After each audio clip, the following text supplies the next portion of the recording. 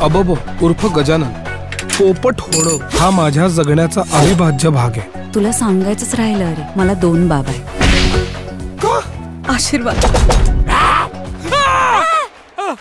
काय ग, काय होतंय?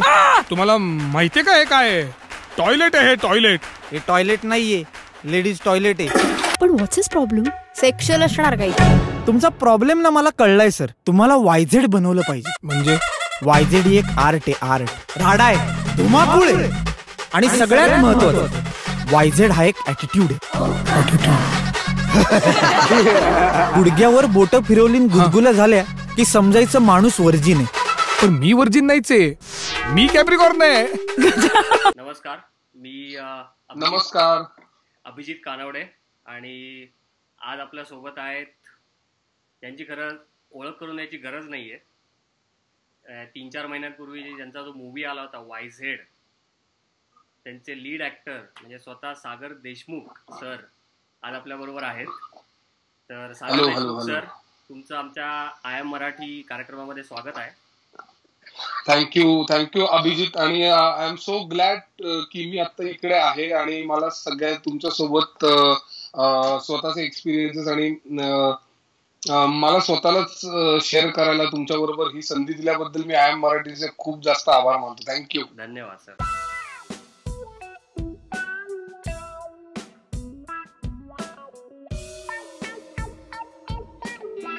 वायझेड हा तुमचा पहिला खऱ्या अर्थाने पहिला मराठी मूवी होता. म्हणजे त्या चित्रपटाच्या माध्यमातून तुम्ही सगळ्यांसमोर आले पुढे. तर आता म्हणजे जेव्हा पहिल्यांदा हा बघितला, पोस्टर बघितला वायझेड, तर ते वायझेड म्हणलं की एक वेगळा पण अर्थ होता त्याचा. तर म्हणजे एक प्रश्न असा विचारायचा की आता हा म्हणजे पहिले पोस्टर बघितल्यानंतर वायझेड म्हणलं की वेगळा विचार येतो, पण तो चित्रपट पूर्ण बघितला की त्याच्यामध्ये जी वायझेड तुम्ही दाखवलेली आहे तर ती थोडीशी वेगळी आहे. तर त्याच्यात त्या वायझेड बद्दल तुम्हाला काही सांगता येईल का? म्हणजे काय टाईपची वायझेडगिरी आहे? हो, म्हणजे गंमत अशी की आम्हाला हा प्रश्न आम्ही जेव्हा प्रमोशन्स करत होतो त्यावेळेला सुद्धा विचारण्यात आला होता की हे नाव थोडस असं का आहे या फिल्मचं. त्याच्यामधनं प्रचलित जो काही अर्थ आहे तो खूप वेगळा आहे आणि तो थोडासा निगेटिव्ह साईडला जातो का, अशा पद्धतीचे प्रश्न सुद्धा आम्हाला विचारले गेले होते. परंतु ह्याचे लेखक जे आहेत क्षितिज पटवर्धन, त्यांनी हे नाव मुद्दामून अगदी म्हणजे मुद्दाम त्यांना सगळं बीइंग अवेअर त्यांनी हे नाव ठेवलेलं आहे या फिल्मचं. याचं कारण असं आहे की वायझेड हा त्यांना अभिप्रेत असलेला अर्थ जो आहे तो सकारात्मक वेडेपणा ह्याच्याकडे जाणारा त्याचा अर्थ आहे. जो प्रचलित अर्थ आहे तो तसा न घेता सकारात्मक वेडेपणाकडे जाणारा हा त्याचा अर्थ घ्यावा. आणि ती फिल्म बघताना पण आपल्याला ते जाणवतं की तो तसाच अर्थी वापरला गेलेला आहे. फॉर एक्झाम्पल धोनीने वर्ल्ड कप मध्ये जेव्हा शेवटची ओव्हर दिली होती त्या बॉलरला, त्याचं नाव आता मला आठवत नाही, तेव्हा आपण त्याला म्हणत होतो की काय वायझेड आहे का, धोनी काही काय करतोय. हा, किंवा विराट कोहलीने जेव्हा खूप कमी बॉल्स मध्ये तो सिक्सेस मारतो आणि खूप रन्स आपल्या देशाला कमवून देतो, त्यावेळेला आपण म्हणतो वायझेड आहे यार, म्हणजे कम्प्लीट असं.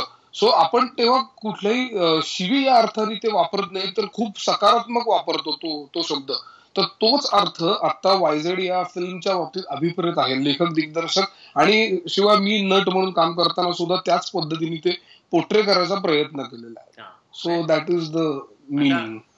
आता मी पण पुण्यामध्ये राहिलेलो आहे बरेच दिवस, म्हणजे बरेच वर्ष ऍक्च्युअली राहिलेलो आहे. तर आमच्या त्यावेळेस म्हणजे कॉलेजमध्ये गेलो, कॉलेजमध्ये बोलता बोलता अरे वायझेडगिरी करू नको किंवा हे गिरी करू नको, तर त्यावेळेस त्याचा अर्थ वेगळा होतो. पण या मूवी मध्ये म्हणजे वायझेडगिरीमध्ये पण असे इमोशन्स वगैरे दाखवलेले आहेत तुम्ही. आणि तुमचा जर रोल बघितला तर त्याच्यामध्ये रोलची जी वायझेडगिरी दाखवली ती एका वेगळ्या स्तरावरती घेऊन तुम्ही दाखवलेली आहे. आणि आय थिंक ते कॅरेक्टर पूर्ण घराघरामध्ये पोहोचून सगळ्यांना ऍक्च्युली आवडलेलं आहे ते कॅरेक्टर. हो, याचं कारण अभिजित मी सांगू का, काय झालंय की बरेचदा आपल्याकडे म्हणजे जर का वायझेड आपण बघितला तर तो वाई मधल्या गावात, म्हणजे वाई हे आता म्हणजे ते काही गाव उरलेले नाही आता, ऍक्च्युली इट इज अ निमशहरी भाग आपण असं म्हणू शकतो, तसं ते आहे. पण तरी सुद्धा स्मॉल टाउन मधनं आलेल्या माणसाला आपल्या स्वतःच्या शरीराचा सुद्धा इतका पद्धतीने कॉम्प्लेक्स असू शकतो आणि त्या कॉम्प्लेक्सवर मात करून तो कसा वायझेड प्रूव्ह होतो स्वतःच. म्हणजे काय होतं बरेचदा ना आपण आपल्याच नजरेमध्ये वर यायचा प्रयत्न करत असतो कित्येकदा. म्हणजे आपल्या रोजच्या जगण्यामध्ये सुद्धा इतके चॅलेंजेस असतात आपल्याला. म्हणजे फॉर एक्झाम्पल मला ऍज अ ऍक्टर म्हणून जरी माझी वायझेड ही फिल्म आली तरी सुद्धा माझा स्ट्रगल काही थांबत नाहीये. म्हणजे I am still struggling to search work, I am still struggling to prove myself. ते प्रूव्ह करण्याची जी एक म्हणजे काय म्हणतात कधी कधी ते फार विचित्र होऊन बसतं की स्वतःला सिद्ध करणे नावाची गोष्ट असते ती फार विचित्र आहे अभिजित. म्हणजे असं झालं की माझा 1-2-3 फिल्म्स आल्या, मी काही ऍड फिल्म्स केल्या, मी हिंदी नाटक केलं, मी इंग्रजी नाटक केलं, मी काही केलं, माझी फेस व्हॅल्यू क्रिएट झाली, तरी सुद्धा तो स्ट्रगल माझ्यासाठी अजिबात थांबत नाही. सेम वेज मला वाटतं की शाहरुख खानला सुद्धा त्याचे स्ट्रगल्स असणारच आहेत. म्हणजे ते तर त्याच्या इन्सिक्युरिटीज ही माझ्यासारख्या नटाच्या इन्सिक्युरिटीज पेक्षा कितीतरी पटीने मोठी आणि जास्त असणार आहे. आणि तरी सुद्धा त्याला सुद्धा त्याच्या पोझिशनला स्ट्रगल असतोच आणि त्याला सुद्धा कुठेतरी आपण वायझेड आहोत हे प्रूव्ह करतच पुढे पुढे जावं लागतं. सो मुद्दा हाच आहे की म्हणून ते कॅरेक्टर मला अगदी जवळचं का वाटतं, कारण त्याचं बेसिक जगण्यातले जे कॉम्प्लेक्स असतात की अरे मला माझं पोट एवढं, मला असं सगळेजण आता विचित्र पद्धतीने बघतायत. ह्या कॉम्प्लेक्सवर मात करून पुण्यासारख्या अत्यंत स्मार्ट शहरामध्ये ही व्यक्तिमत्व जेव्हा येतं त्यावेळेला तर तो गांगरूनच जातो की अरे बापरे हे इतकं कॉन्फिडंट शहर, इतक्या कॉन्फिडंट मुली अशा सगळ्या वावरतायत आपल्या आजूबाजूला. So it becomes impossible to take everything. आणि त्याच्यातनं तो वाट काढत आणि त्याचा कॉन्फिडन्स जर तुम्ही बघितलं तर तो काही हिरोईक होत नाही. म्हणजे तो he doesn't become Amitabh Bachchan in the film. Angry young man सारखं तो 4 लोकांना तोडतोय जाऊन तिकडे, असं त्याचं होत नाही. त्या गजानन कुलकर्णींचा जेवढा कॉन्फिडन्स वाढू शकतो तेवढाच आम्ही ठेवलाय मुद्दाम. आणि मला वाटतं तीच गोष्ट जी जास्त रिलेट होते लोकांना. एक्झॅक्टली. आता तेच झालं की बरेचसे लोक या गोष्टीला रिलेट झालेले. म्हणजे असे गजानन कुलकर्णी, असे बरेच गजानन कुलकर्णी असणार आहेत वास्तवात. हो हो हो अगदीच. त्यामुळे म्हणजे डिरेक्टर आहेत त्यांनी हा जो विषय मांडलाय सगळ्यांसमोर तो इतका सुंदररित्या मांडलेला आहे. वायझेडला दुसरा पण मिनिंग असू शकतो हे पण त्यांनी सिद्ध करून दाखवलं त्याच्यामध्ये. बरोबर. म्हणजे अभिजित तुला एक सांगू का मी, एक ऑप्शन असंही होतं त्याच्यामध्ये की आपण जनरल कमर्शियल मराठी सिनेमा ज्या वेळेला करतो त्यावेळेला the choices which the writer and director make can be very काय म्हणतात त्याला लोकाभिमुख. म्हणजे लोकांना जे आवडेल तसे चॉईसेस असू शकतात. पण आमची फिल्म जर बघितली तर तसे कुठल्याही पद्धतीने चॉईसेस केल्याचं दिसत नाही. कारण हा जो मेन प्रोटॅगॉनिस्ट असतो त्याला ऍक्च्युली तिन्ही सुंदर मुली, म्हणजे मला पहिल्याच चित्रपटामध्ये मुक्ता बर्वे, सई तावणकर आणि पर्ण पेठे यासारख्या जर का कास्ट मिळत असेल तर माझ्यासारखा भाग्यवान मीच आहे. पण हा कोणाचीच निवड करत नाही. त्या अर्थी हा स्वतःची जर्नी परस्यू करायला तो बाहेर पडतो. जर का कमर्शियल हिंदी चित्रपट किंवा ह्याचे चॉईसेस आपण बघितले तर लोक जनरली हा विचार करतात आता हा कोणाबरोबर जाईल, म्हणजे सई बरोबर जाईल का, मुक्ता बरोबर जाईल का, पर्ण बरोबर जाईल, या तिन्ही व्यक्तिरेखांवर. पण तो तसे चॉईसेस करताना दिसत नाही आणि म्हणून तो वायझेड प्रूव्ह होतो असं मला वाटतं. नाही बरोबर आहे. म्हणजे डिरेक्टर साहेबांनी पण ते तो 32 तुम्हाला नेहमी सांगत असतो ना, तो वायझेड फॅक्टर पाहिजे. बरोबर. त्यांनी तुमच्यामध्ये बघितलं असणार म्हणून त्यांनी तुम्हाला त्याच्यात कास्ट केलेलं असणार सगळं. एक्झॅक्टली. आता तुम्ही ते स्ट्रगल वगैरे सगळं म्हणलेलं आहे त्याच्यामुळे अजून ऍक्च्युली मला एक महत्वाचा प्रश्न आहे की आता जर मराठी इंडस्ट्री बघितली तर मराठी इंडस्ट्रीचं स्टँडर्ड म्हणजे ते आता असं एक्सपोनेन्शियल ग्रोथ आहे. म्हणजे आधी जे स्टिरियोटाईप होते त्या टाईपचं आता राहिलं. आता म्हणजे फॉर एन इन्स्टन्स आता वायझेड मूवी घेतला तर एकदम असा सेन्सिटिव्ह टॉपिक आहे पण तो पण त्यांनी एकदम चांगल्यारित्या मांडलेला आहे. तर पुढच्या 5 ते 10 वर्षांमध्ये मराठी इंडस्ट्री तुम्ही कुठे पोहोचेल असं तुम्हाला वाटतं? मला वाटतं की आत्ता जे मला वाटतं की तू म्हणतोस ते बरोबर की आत्ता ज्या पद्धतीने विषयांवरती एक्सपेरिमेंट होत आहेत, ज्या पद्धतीचं लोक लिहितायत मराठी सिनेमामध्ये ते आधीच्या म्हणजे ऍज कम्पेअर टू 90sचा जो काही मरगळीचा काळ होता आणि त्याच्यानंतर जी ग्रोथ झालेली आहे म्हणजे मराठी ऑडियन्स मध्ये सुद्धा, म्हणजे माझं सिनेमा ऑडियन्सला पण द्यावं असं वाटतं खूपदा की ते सुद्धा ग्रो होत आहेत कुठेतरी. या म्हणजे कमर्शियल मेनस्ट्रीम सिनेमांमध्ये सुद्धा खूप वेगवेगळ्या पद्धतीचं एक्सपेरिमेंट आता होतंय आणि ते फार जास्त वेलकमिंग आहे. मला वाटतं की ऑडियन्सनी सुद्धा थोडंसं खुल्या मनाने या सगळ्या विषयांना आणि यांना जर का अजून ऍक्सेप्ट केलं तर मला वाटतं की Marathi cinema will be on the world cinema लेवलला जाईल. म्हणजे आता सुद्धा तो आहे खरं तर, कारण हरिश्चंद्रची फॅक्टरी ऑस्कर्सना च्या रेसमध्ये गेलाच होता, श्वास गेला होता. त्याच पद्धती म्हणजे आपण कुठल्याही पद्धतीने इंटरनॅशनल क्वालिटीचं काम नाही करत आहे असं अजिबात नाहीये. मला वाटतं आपण सुद्धा तेवढ्याच ताकदीने आपले विषय आपण मांडतो आहोत. आता सैराट फॉर एक्झाम्पल इतक्या मोठ्या प्रमाणावरती रिसीव्ह झाला आणि ती काय अशी म्हणजे एक कमर्शियल सिनेमा बनवावा म्हणून नागराजनी बनवलेली नव्हती ती फिल्म. त्याचं खूप जास्त काहीतरी म्हणणं होतं त्याच्यामध्ये.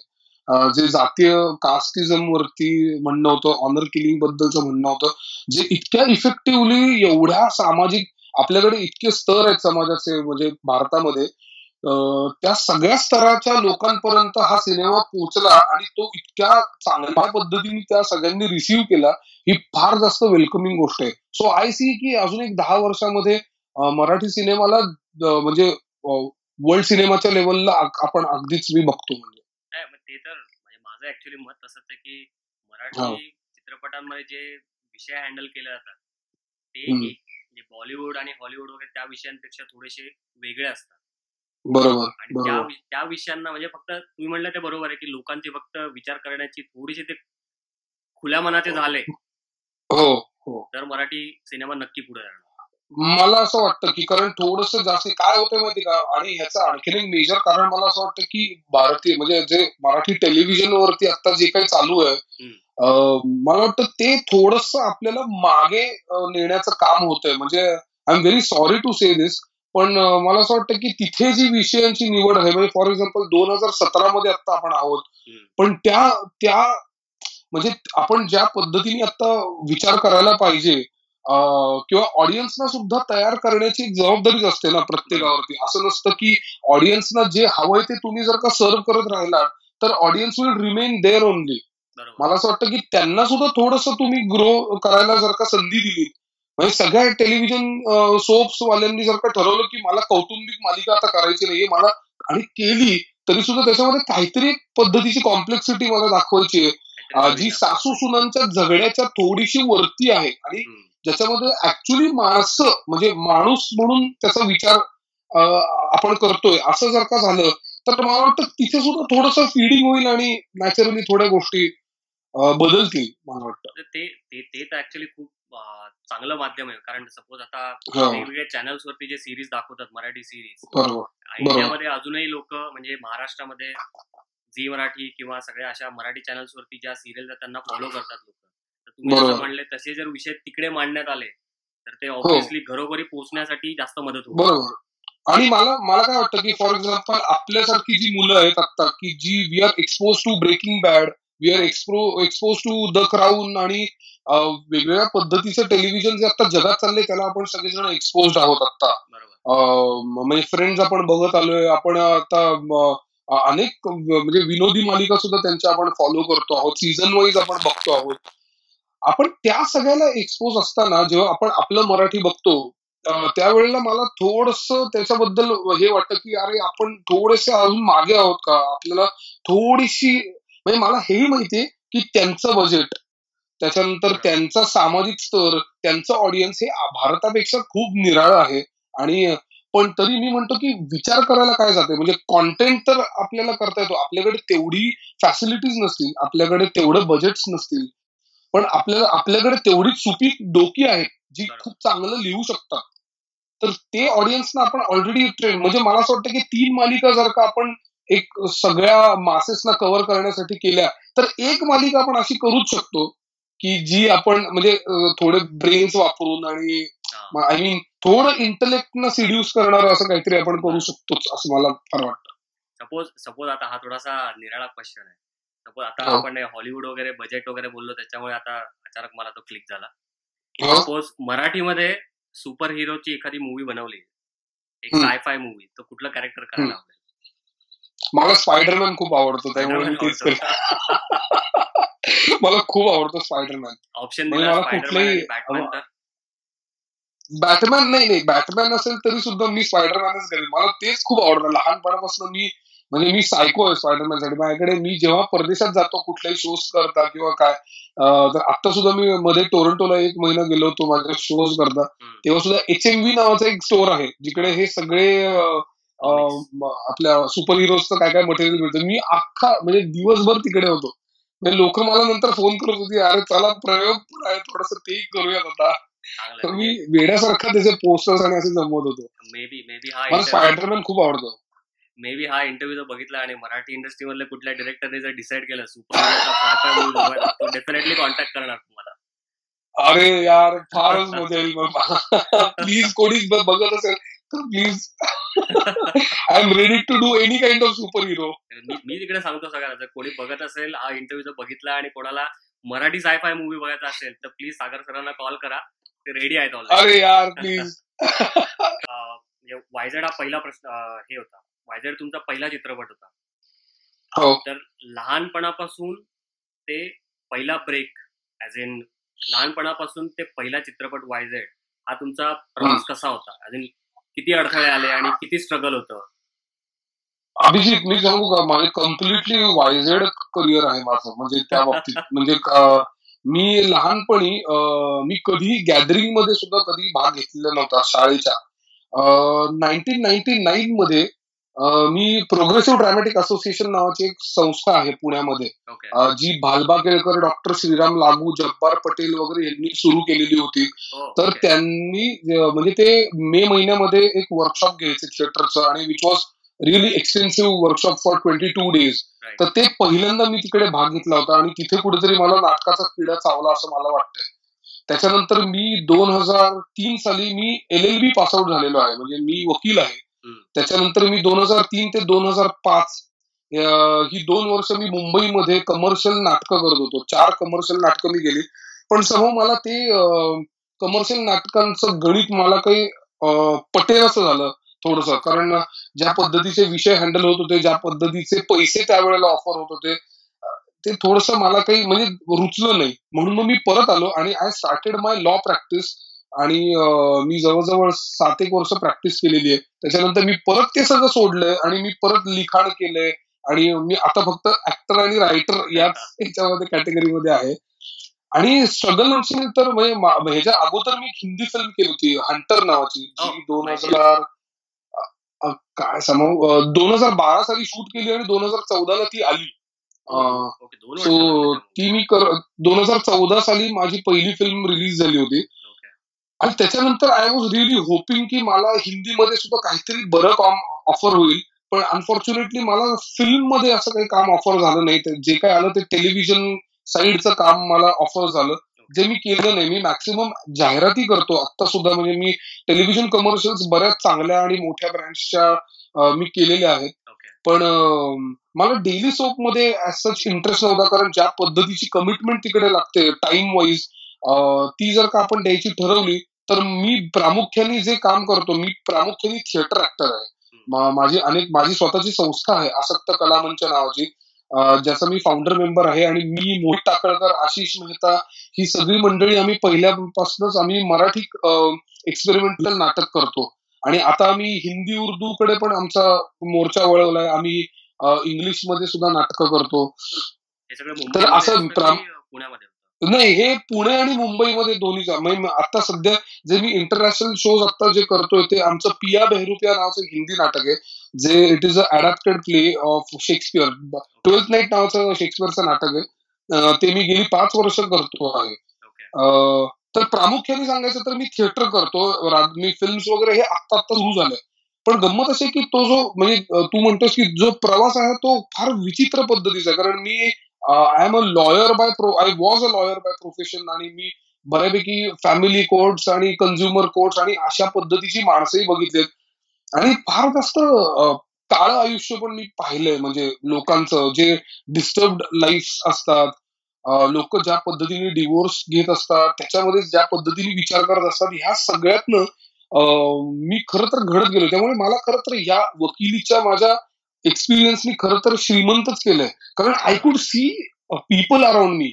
म्हणजे खऱ्या हार्डकोर माणसं की कशा पद्धतीने म्हणजे रिव्हेंज घेताना सुद्धा माणूस कसा विचार करतो, म्हणजे नवरा बायकोच्या भांडणामध्ये कोण कशा पद्धतीने रिव्हेंज ऍटिट्यूडनी काम करत असतं आणि कोण सामंजस्याने काम करतं हे मी फार जवळनं बघितलं. आणि या सगळ्याचा मला माझ्या ऍक्टिंग मध्ये, माझ्या लिखाणामध्ये मला फार जास्ती उपयोग, हा फार घाणेरडा शब्द आहे अभिजित, उपयोग नाही म्हणणार मी, पण मला असं वाटतं मी एम्पथाईज करू शकतो कॅरेक्टर्स बरोबर.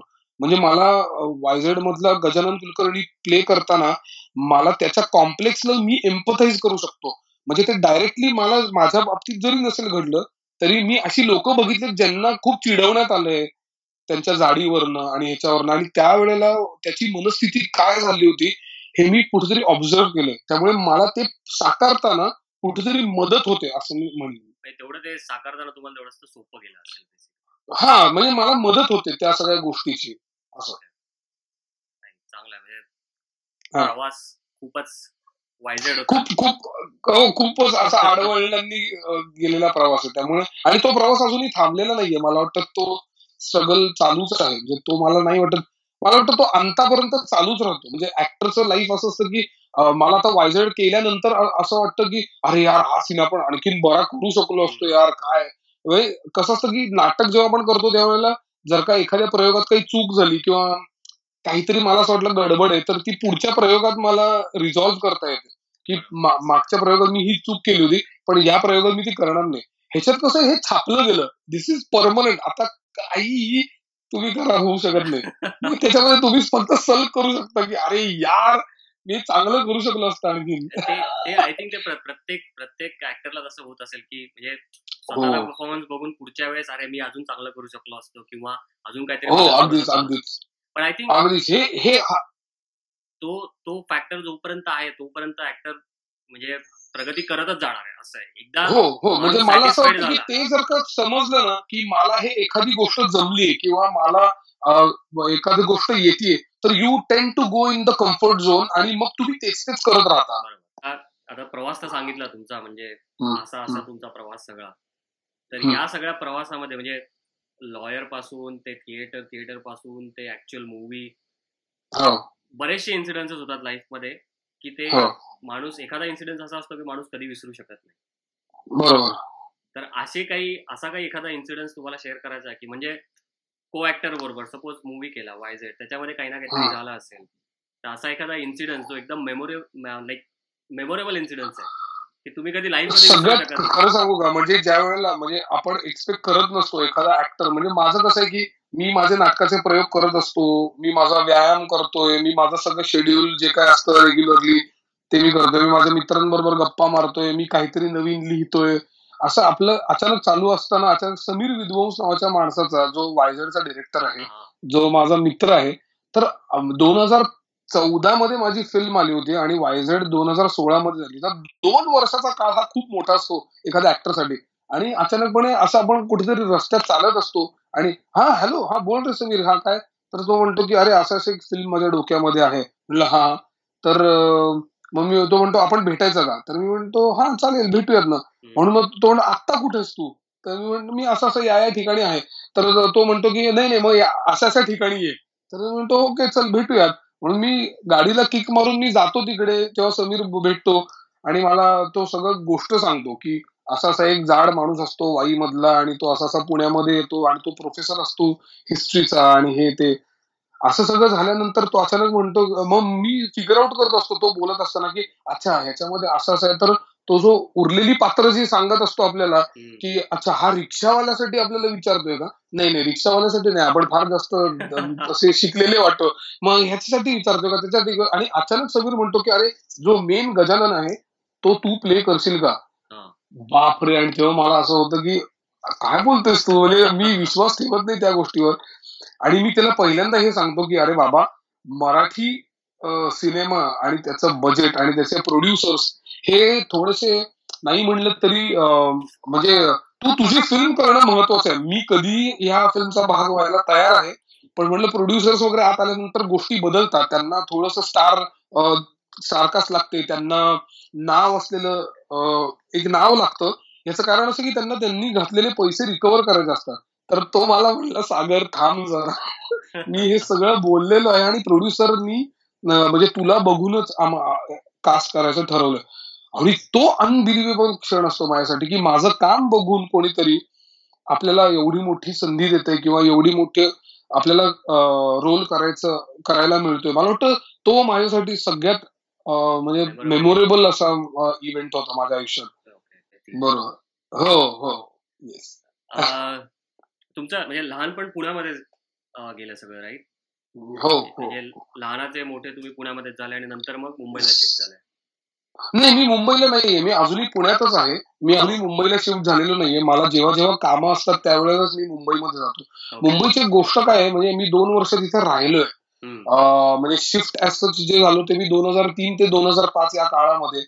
मुंबई एक फार सुंदर जागा आहे खरं तर, पण ऍट द सेम टाइम मला वाटतं ती भयंकर प्रेशरायझिंग सिटी आहे.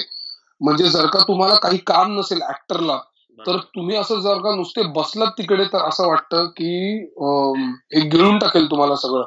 कारण आजूबाजूचा स्पीड एवढा आहे मुंबईचा की तुम्हाला असं नॅचरली वाटतं की अरे खूप लोक आजूबाजूचे खूप काम करतायत आणि मी नुसताच बसलोय आणि माझ्याकडे काहीच काम नाही. So it becomes really a terrorizing space for you. त्यामुळे मी पुण्यातच असतो सेफली. मी फक्त कामाच्या वेळेला जातो मुंबईमध्ये. म्हणजे माझं खूप ड्रायव्हिंग आणि अपडाऊन खूप होतं पुणे मुंबई, पण दॅट इज फाईन. म्हणजे मला आवडतं गाडी चालवायला, त्यामुळे मी जातो दरवेळेला.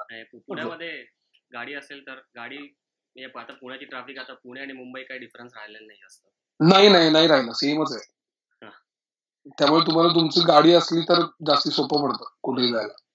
मी तुम्हाला 4-5 प्रश्न विचारणार आहे असे रॅपिड फायर, पुण्याचेच असणार आहे सगळे, कारण मी पण पुण्यामध्ये राहिलो त्यामुळे मला बऱ्यापैकी माहिती. येस. पहिला प्रश्न असा आहे की वैशालीचा डोसा की दुर्गाची भुर्जी? वैशालीचा डोसा. दुर्गाची भुर्जी नाही? नाही ऍक्च्युली दोन्ही, पण आता एकच जायचं असेल तर आय विल प्रेफर वैशालीचा डोसा. ओके. चितळ्यांची भाकरवडी की बिपिनची खिचडी? अरे यार नाही, चितळ्यांची भाकरवडी विथ बिपिनची खिचडी जर का हे कॉम्बिनेशन आलं तर फारच. खिचडीवरती भाकरवडी पाहिजे तुम्हाला? भाकरवडी. Yes yes yes. मलाही माहिती ते खूप डिफिकल्ट आहे चूज करणं. हो. आता 2च आहे, शेवटचे 2. एक सुजाता मस्तानी की कॅडबी? सुजाता मस्तानी, कधी पण, एनी टाइम. सुजाता मस्तानी हे डायबिटीज झालं ना मला तरी सुद्धा मी 5 मारू शकतो. एवढं भारी येते. इट इज लाईक अमृत. म्हणजे तिथे काहीच होऊ शकत नाही. म्हणजे आता खरं तर माझं डायटिंग जेव्हा चालू असतं, म्हणजे असं वाटत नाही माझं डायटिंग चालू आहे, पण मला असं सांगायचंय की माझं डायटिंग चालू आहे आता आणि मी खाऊ शकत नाही कुठल्याही पद्धतीची शुगर, पण मी भयंकर मला क्रेविंग होतं. म्हणजे रात्री 2 वाजता वगैरे पहाटे जाग येते आणि मला सुजाता मस्तानीचा तो ग्लास दिसतो असा की आपण तो जाऊन पितोय. किती वेळ लाईन मध्ये उभं राहिलं तरी चालेल, पण तिकडे जायचं म्हणजे जायचं. अरे पण तुला माहितीये का, आता लाईनीत उभं राहायची गरजच नाहीये. सुजाता मस्तानीचे इतके जास्त फ्रँचायझीज निघाले आहेत की तुझ्या म्हणजे सहकारनगर मध्ये पण आहे, मी जिथे राहतो तिथे. त्याच्यानंतर म्हणजे मेन ब्रांच तर आहेच, कोथरूड मध्ये आहे, सिंहगड रोडला आहे, वाटेल त्या ठिकाणी सुजाता मस्तानी आता अवेलेबल आहे. त्यामुळे पण सदाशिव पेठेतल्या सुजाता मस्तानीमध्ये लाईनीत उभं राहून ती मिळणे हे म्हणजे गड जिंकल्यासारखं आहे. म्हणजे फारच भारी. तिकडची पुणेरी भाषेमध्ये तिकडची जी ओरिजिनल मस्तानी आहे, हो, ती कडक दुसरं काहीच नाही. आता एक एकदम सेन्सिटिव्ह प्रश्न आहे. हा सॉरी, आणि खाण्याच्या बाबतीत बेडेकर मिसळ सुद्धा बरं का. म्हणजे ते तर असं तर माझ्याकडे बेडेकर मिसळ ऍक्च्युली मी ऍक्च्युली म्हणजे माझं आता ऍक्टिंगचं छोटं दुकान आहे, एवढं काही मोठं दुकान नाहीये. तर मी पुण्याचा व्हिडिओ पण बनवलेला आहे याच्यावरती. तर आमच्या पेज वरती ते टाकलेले. तर जर वेळ मिळाला मी बघतो, मी आता बघतो लगेच. आपला इंटरव्ह्यू झाले बघतो मी लगेच. Every Punekar Marathi in the world, त्याच्यामध्ये आता तुम्ही जे बोलतात ते सगळं कव्हर केलेलं आहे त्याच्यामध्ये. आणि आता लास्ट प्रश्न आहे की पुणे की मुंबई? पुणे. मला एक्सपेक्टेड होतं, पण तरी पण म्हणलं की एक तुक्का टाकून बघतो काय होतं. नाही ऑलवेज पुणे. सी पुण्यामध्ये म्हणजे ज्या ज्या प्रोफेशन मध्ये मी आता आहे तिथे पुण्यात राहून खरं तर काही होत नाही. म्हणजे तुम्हाला मुंबईमध्येच जावं लागतं, कारण अख्खी इंडस्ट्री तिकडे आहे, म्हणजे सगळं काम तिकडे आहे. पण तरी सुद्धा मला असं वाटतं की यार आपापल्या सिटीमध्ये ना एक सुकून असतो माहितीये का. म्हणजे मला काहीतरी माझी एक नावाची स्पेस असते.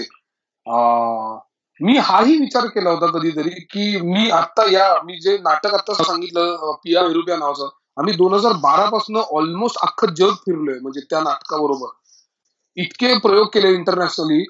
मला असं कधी कधी वाटत होतं की मी म्हणजे भारतामध्ये पॉलिटिकली जो काही राडा चालू आहे आता, किंवा ज्या काही फॅसिलिटीज बद्दल बोंबाबोंब असते, डिमॉनिटायझेशन आता जे झालं, बरोबर.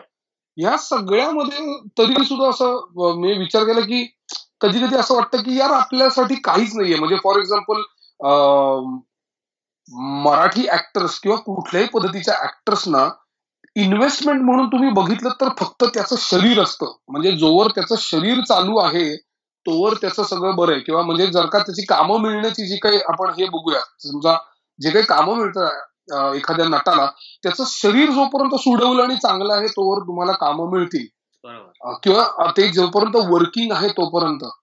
पण ते संपल्यानंतर आपल्याकडे भारतीय सरकार असं म्हणजे काहीच म्हणजे ऍक्टर्ससाठी काही नाहीये. म्हणजे जसं एखाद्या नोकरदार माणसाला पेन्शन असते, तो त्याचं आयुष्य पुढे जगू शकतो, म्हणजे ऍटलीस्ट बेसिक कम्फर्ट लेवलला जगू शकतो. पण ऍक्टर्सचं तसं नाहीये. You will have to do something आत्ता, आणि you will have to save money for your म्हातारपण, आणि you will have to do something. आपल्याकडे खूप मोठे डिरेक्टर्स आहेत, सुमित्रा भावे म्हणून, जे आता ऑलमोस्ट 70-75 आहे, पण तरी शी इज मेकिंग फिल्म्स. आणि त्या म्हणतात म्हणजे आउट ऑफ कंपल्शन नव्हे, त्यांचं पॅशन आहे म्हणूनच करतात. पण ऍट द सेम टाइम त्या हेही म्हणतात की आम्हाला दुसरं ऑप्शन नाहीये आता सुद्धा काम करण्या व्यतिरिक्त. कारण नाही देत, काही नाहीये फॅसिलिटीज आपल्याकडे, सरकार नाही बघत आपल्याकडे काही. या इंडस्ट्रीमध्ये पेन्शनची स्कीमच नाही बेसिकली, त्याच्यामुळे नाही ना रे. आणि दिवस रात्र काम करायला लागतं. म्हणजे लाईट बॉईज, स्पॉट बॉईज यांच्या सुद्धा असोसिएशन असतात, त्यांना सुद्धा हे असतं. पण ऍक्टर्सना तेवढं अजून नाहीये आपल्याकडे. म्हणजे मला असं वाटतं थोडं जर का काहीतरी केलं ना याच्या बाबतीत तर फार बरं होईल. म्हणजे ऍक्टरसाठी इनफॅक्ट काही म्हातारी लोक ऍक्टर्स असतात ज्यांना नुसतं यार काही ते जाऊन उठून नाही काम करू शकत, तर त्यांच्याकरता थोडं काहीतरी केलं पाहिजे असं मला तरी वाटतं. म्हणजे मला, आणि कमिंग टू द पॉइंट, मला असं वाटतं की मग एवढ्या फॅसिलिटीज नाहीयेत असं आपण जेव्हा बूम मारतोय तेव्हा मग तुम्ही परदेशात सेटल होऊ शकता का मग, कारण तिथे तुम्हाला ऑपॉर्च्युनिटीज जास्त आहेत. पण मला असं वाटतं तिथेही स्ट्रगल काही कमी नाहीये. तुम्हाला सगळीकडेच ते you have to prove yourself. आणि तिथेही समजा तुमचं नाही झालं काही तर काय करणार तुम्ही. इथे 2 वेळचं जेवण तुम्ही अगदी म्हणजे बेसिक ह्याच्यामध्ये भागवू शकता, तिकडे तसं नाही होत. म्हणजे मला वाटतं तिथे तुम्हाला जास्त स्ट्रगल करावं लागतं. आय थिंक कुठल्याही फील्डमध्ये म्हणजे एक सपोज चित्रपट घेतला तर मराठी चित्रपट किंवा हिंदी कुठे पण घेतला तरी next film has to be better than the previous one, your work. बरोबर. मगच तुम्ही एक पायरी पुढे जाऊ शकाल. पण म्हणजे अगेन मी ते वायझेड फॅक्टर वरतीच येणार. तर तो जोपर्यंत संपत नाही तोपर्यंत तुम्ही जिवंत राहणार, असं आहे. तोपर्यंत जिवंत राहणार. एक्झॅक्टली. सध्या आता हे जर बघितलं म्हणजे युट्यूब ट्रेंड किंवा वेब सिरीज ट्रेंड जर बघितली, suppose for an example TVF आहे, AIB आहे, तर हे सगळं होतंय ते हिंदी किंवा इंग्लिश मध्ये होतंय. तर मराठीमध्ये अजून तेवढा प्लॅटफॉर्म बिल्डअप झालेला नाहीये. खूपच कमी माणसं आहे की जे त्याच्यावरती काम करतायत. आणि आय थिंक आम्ही त्यांच्यापैकी एक आहे की आम्ही ट्राय करतोय त्याच्यामध्ये घुसण्याचा. तर त्या गोष्टीला किती वाव मिळू शकतो किंवा त्या गोष्टीला किती स्कोप आहे तुमच्यावर? मला असं वाटतं की आता आमचा मित्र आहे जो आमच्याबरोबर नाटक करायचं, सारंग साठे म्हणून, त्यांनी कास्टिंग काउच विथ निपुण नामे त्यांनी सुरू केलंय आता. मोठा फॅन. आणि ज्याला तर त्याचा खूपच म्हणजे आता ते चांगलं चालू आहे. मला वाटतं वेब सिरीज आहे. मला काय वाटतं माहितीये का, मला अभिजित एक वाटतं नक्की की मराठीला खूप वाव आहे. म्हणजे आपण करायला गेलो तर खूप करू शकतो. फक्त त्याच्यावर मला असं वाटतं की 2 मित्र असतात, एक काहीतरी बाबा, म्हणजे मला काय वाटतं की नॉर्मल गोष्टी तिकडे करू नये. कारण तुमचं जर का टेलिव्हिजन वरती जर का फॅमिली सोप्स आणि हे सगळं जर का चालू असेल ना, तर मला वाटतं की इथे तुम्हाला खूप जास्त वाव आहे अजूनही, आणि मराठीत तुम्ही तर 100% चांगलं काम करू शकता. म्हणजे बरोबर. त्याच्यामध्ये मला असं वाटतं, फक्त मला वाटतं एक्सपेरिमेंटल लेवलला लिखाण, मला वाटतं की लिखाणावरतीच कॉन्सन्ट्रेट करायला पाहिजे. जर का तुमचं लिखाण तिथे सुद्धा जर का आपण ह्याचा विचार करायला गेलो ना, की म्हणजे मला काय वाटतं की महाराष्ट्रामध्ये सेन्सॉर आहे हम्म. आणि इंटरनेटवर तुम्हाला सेन्सॉर ऍप्लिकेबल होत नाही म्हणून 4 शिव्या देणं किंवा आम्ही किती ओपन आहोत या पद्धतीने वावरणं डझंट मेक इट प्रोग्रेसिव्ह. मला वाटतं तो थॉट वाईजच, मला असं वाटतं की तो प्रोग्रेसिव्हच थॉट वाईज असेल ना तर ती गंमत येऊ शकते. त्यामुळे मला वाटतं की स्कोप भरपूर आहे त्या सगळ्याला. फक्त राईट आणि कंटेंट पाहिजे, that's it. मला वाटतं की it should be use in a right way. मला वाटतं प्लॅटफॉर्म भरपूर अवेलेबल आहे. लोक इन्व्हेस्ट करायला सुद्धा आता तयार आहेत. नवीन लोक आता पैसे टाकायला सुद्धा तयार आहेत त्या माध्यमामध्ये, मला वाटतं. आणि त्याला एक व्ह्युअरशिप पण आहे. आता अमेय निपुणचा आपण बघतो, त्याला सुद्धा खूप चांगली व्ह्युअरशिप आहे. ते त्यांना तर प्रचंड प्रतिसाद मिळाला त्या. त्यांना चांगलंच आहे मला वाटतं. तर मला वाटतं की हे जर का कोणीतरी उपलब्ध करून दिले तर त्याच्याच पावलावर पाऊल टाकून आणखी नवीन काहीतरी करायला पाहिजे. मला वाटतं नेटफ्लिक्स वगैरे ही लोक, आपण आता तेच म्हणतो की ह्यांच्याकडे बजेट्स असतात, आणि मला वाटतं, मला तेच वाटतं यार की लिखाण खूप चांगलं केलं ना तर आपण खूप चांगलं काम करू शकतो मराठीत सुद्धा. बरोबर. म्हणजे लोक येतील तुमच्याकडे, माहितीये का, की आमच्यासाठी करा हे तुम्ही असं. आमचा एक छोटा प्रयत्न चालू आहे. म्हणजे आमचा आता सध्या हा. आम्ही छोटं दुकान उघडलेलं आहे. बर. दुकानामध्ये बिस्किट गोळ्या आता विकतोय सध्या. पण Great. असा प्लॅन आहे की आम्हाला म्हणजे त्या दुकानाचा पूर्ण मोठा मॉल बनवून सगळ्या गोष्टी तिकडे हा. एकत्र आणायच्या. आम्ही आता बरं, ह्याच्यामध्ये माझी जर का काही मदत लागली तर प्लीज तुम्ही मला सांगा. मी I am ready to contribute to your दुकान आता. नक्की. म्हणजे काही कशाही पद्धतीने जर का तुम्हाला वाटलं की म्हणजे माझ्या कुवतीप्रमाणे, माझ्या बुद्धिमत्तेप्रमाणे जेवढं मला कॉन्ट्रीब्युट करता येईल तेवढं मी अगदीच करायला तयार आहे. म्हणजे you please feel free Yes. To talk to me about that, anything, any kind of help. त्याच्यावर Please. तुम्ही बोलले तेवढंच खूप झालं आमच्यासाठी, असं आहे त्यात. नाही खरंच सिरियसली. नाही, अगदीच आपण करूया. सांगितलं खरंच थँक्यू. आम्ही No problem. Actually Marathi web series काढतोय. म्हणजे त्याचं शूटिंग चालू बर. आहे. पण थोड्या दिवसांनी पोस्ट प्रोडक्शन मध्ये जाईल ती. आमचं बरं बरं त्याचं नाव आहे फिरंगी कट्टा. बरं तर बरं बेसिकली बरं 3 मराठी मुलं येतात युएस अच्छा. मध्ये, महाराष्ट्रामध्ये, म्हणजे हा बरं महाराष्ट्रामधल्या वेगवेगळ्या सिटीज मधले. बरं मग त्यांचं लाईफ कसं स्टार्ट होतं, रूममेट्स कसे बनतात, आणि मग पुढे त्यांच्या जीवनात काय काय होतं. ते एक बरं. शॉर्ट अँड स्वीट स्टोरी आहे. Lovely lovely. All the best तुम्हाला, ऑल द बेस्ट. फार छान करा तुम्ही. Thank you Very so nice. Much. आणि आम्हाला नक्की बघायला आवडेल. आम्ही ते बघू, सबस्क्राईब करू, आणखीन आमच्या हो. मित्रांना बघायला सांगू. नक्की अगदीच. सर. थँक्यू. थँक्यू. आता एक फक्त शेवटचा प्रश्न की आता वायझेड झाला. वायझेडचा शेवटचा जो डायलॉग आहे, हा एअरपोर्ट वरती घ्या, हो. तर आम्ही एक्सपेक्ट करू का की वायझेड 2 येणार आहे? नाही, अजून तरी म्हणजे बोलण्यात काही नाहीये. पण जर का आला आणि जर का लेखक दिग्दर्शकाने पुन्हा मला घ्यायचं जर का केलं तर मी पहिले तुमच्या ऑफिशियल साईट वरती जाईन किंवा मी तुला पहिल्यांदा फोन करेन की अरे मी येतोय परत एकदा भेटायला. Yes. तर असं मी 100% करीन जर का असं काही प्लॅन्स असतील तर. पण याच्या बरोबरीने जर का मला दुसरं काही अजून इंटरेस्ट, कारण माझे आता बोलणी चालली आहेत काही फिल्म्सच्या संदर्भात, ओके. तर ते काही इंटरेस्टिंग जर का वर्कआउट झालं तर मी 100% तुम्हाला रिपोर्ट करत की अरे माझं हे चालू आहे. या तर त्याच पद्धतीने ऍक्च्युली ग्रो व्हायला पाहिजे असं मला तरी वाटतं. म्हणजे दॅट इज या. बरोबर आहे सर तुमचं.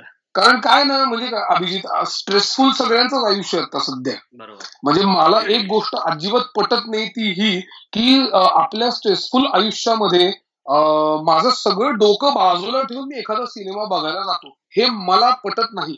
म्हणजे आपण नेहमी म्हणतो की गोविंदाचा सिनेमा असेल तर आपण डोकं बाजूला ठेवून बघायचं. कशासाठी? बरोबर. म्हणजे लॉजिक, मला वाटतं आयुष्याला तसं म्हणलं तर काही लॉजिक नाहीये खरं सांगायचं तर, हे मला मान्य आहे. पण तुम्ही अतार्किक काहीतरी दाखवत बसलात आणि तुम्ही अवेअर आहात की हे अतार्किक आहे, म्हणजे इलॉजिकल आहे, बरोबर. तर मग काहीतरी चुकतंय ना. असं नसलं पाहिजे. बरोबर. म्हणजे आपण किती वर्ष आपण ऑडियन्सला गंडवणार आहोत आणि ते सुद्धा गंडवून घेणार आहेत स्वतःला. कशासाठी? तेच ऑडियन्सला पण ती एक सवय लागून जाते. ऑडियन्स पण तेच की हा म्हणजे हे गंटच तर आणखीन गंडवा आहे ना. असं पद्धतीने काम करून नाही चालणार. मला वाटतं सिम्पल करूयात आपण. माझं असं म्हणणं नाही की आपण काहीतरी अभिजात करायला जाऊयात आणि ते शक्यही नसतं आपल्याला. मला वाटतं की साधी गोष्ट सांगा, आणि साध्या गोष्टी सांगायला सुद्धा भयंकर कठीण असतात खरं तर. म्हणजे जेवढं तुम्ही सिम्प्लिसिटीकडे जाता इट बिकम्स मोर डिफिकल्ट. बरोबर. मी कुठलंही एडिटिंग पॅटर्न जर बघितलं हिंदी सिनेमाचा लेटेस्ट कुठले झाम झूम असं मागे पुढे बरोबर. 1999 मग 2006 मग मध्येच काहीतरी असं, it doesn't make it complicated. बरोबर. मी एक्सपेक्ट करतोय की हा जर इंटरव्ह्यू सगळ्यांपर्यंत पोहोचला हो तर यू नेव्हर नो, त्यांना पण या सगळ्या आयडिया मिळते. म्हणजे ऍक्टर्स लोक पण काय विचार करतात इंडस्ट्री बद्दल ते पण लोकांना कळणं गरजेचं आहे. आणि बरोबर, मी तर बरोबर. आय एम प्रिटी शुअर की तुम्ही जो विचार करतायत ना तसे आपल्या एजचे जे लोक आहेत ते ऍक्च्युअली तसे विचार करणारे आहेत. बरोबर फक्त एकच आहे की त्यांच्याकडे ते एक्सप्रेस करण्यासाठी कुठलं माध्यम नाहीये, त्याच्यामुळे त्यांना प्रॉब्लेम बरोबर. काहीच नाही. बरोबर. पण कसं आहे अभिजित, तुमच्याकडे सुद्धा आपण असं म्हणूयात की तुम्ही जेव्हा युएसला गेलात महाराष्ट्रामधनं त्यावेळेला सुद्धा you could have chose not to create anything. म्हणजे तुम्ही खरं तर हॅपी आहात ना आता जे काही चालू आहे आजूबाजूला, पण कुठेतरी एक रेस्टलेसनेस तुमच्या सगळ्यांमध्ये पण आहे ना की तिथे जरी गेलो तरी सुद्धा मला काहीतरी आतून होतंय जे मला एक्सप्रेस करावंसं वाटतंय. म्हणून कुठेतरी चल यार आपण तिघ जण मिळून एक काहीतरी लिहूयात, आपण ह्याची शॉर्ट फिल्म बनवूयात, आपण वेब सिरीज बनवूयात, आपण आपलं मराठी काहीतरी प्रमोट करूयात. So there is some kind of restlessness which keeps you going on बरोबर. ऍक्टिव्हली. मला वाटतं तो रेस्टलेसनेस जोपर्यंत आहे ना तो त्याला आपण कुठेतरी साथ दिली पाहिजे की मला म्हणजे माझं सगळं खरं तर रुटीन चाललंय. म्हणजे मी मॅरिड आहे, मला माझी मुलं आहेत, मला माझं आयुष्य आहे, ते काय असेल यार म्हणजे पण तरी सुद्धा काहीतरी एक अर्धवट राहिल्याचं जे फिलिंग आहे, बरोबर. म्हणजे सगळं पूर्ण असताना सुद्धा काहीतरी देयर इज समथिंग मिसिंग यार. तेच तुम्ही पण काहीतरी करायचा प्रयत्न करताय विच इज सो ब्रिलियंट यार. म्हणजे इथेच सॅल्यूटच आहे तुम्हाला, फारच छान. थँक्यू. म्हणजे कोणीही खूप इझिली आपापल्या कोशामध्ये जाऊन कम्फर्ट झोन्स मध्ये जाऊन जगू शकतो. तुम्ही ते नाही करत आहात त्याच्याबद्दल मला फार म्हणजे आय फील प्राऊड की यार आपलीच लोक आहेत आणि तिकडे जाऊन काही ना काहीतरी चालू ठेवतात. So that is so nice. ते वायझेड फॅक्टर सापडलेला आहे आता, तो वायझेड फॅक्टर आम्ही जिवंत ठेवतोय बेसिकली, बाकी काही नाही. सुपर यार, super brilliant. Thank you so much. प्रत्येकाच्या लाईफ मध्ये एक गुरु असतो किंवा एक इन्स्पिरेशन असतं. तर तुमच्या लाईफ मध्ये तुमचं इन्स्पिरेशन कोण आहे?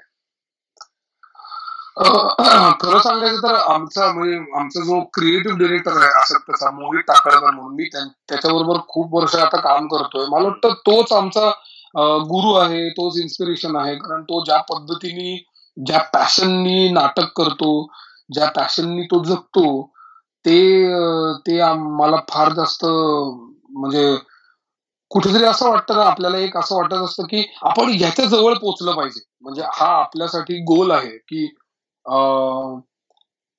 म्हणजे हा जो खूप चांगलं काम करत असतो, जो चांगला माणूस असतो, भयंकर हुशार असतो. आता हुशारी ही भयंकर व्यक्तिसापेक्ष गोष्ट आहे खरं तर, की ती प्रत्येकाला देवानी जेव्हा उतरलं तेव्हा समान प्रमाणात दिलेली नसते. पण तरी सुद्धा मला वाटतं की आपण कुठेतरी त्याला मॅच करायला पाहिजे असं वाटतं. सो मोहित मला वाटतं आमच्या ग्रुपचा जो आहे लीडर, मला वाटतं तोच आमचा इन्स्पिरेशन आहे. मला वाटतं बऱ्यापैकी त्याच्या इस्थेटिक्सच्या जवळ जायचा आम्ही प्रयत्न करत असतो बरेचदा. ते जर इन्स्पिरेशन नसेल किंवा एम नसेल तर माणूस तिथपर्यंत जाण्याचा प्रयत्नच करणार नाही. हो.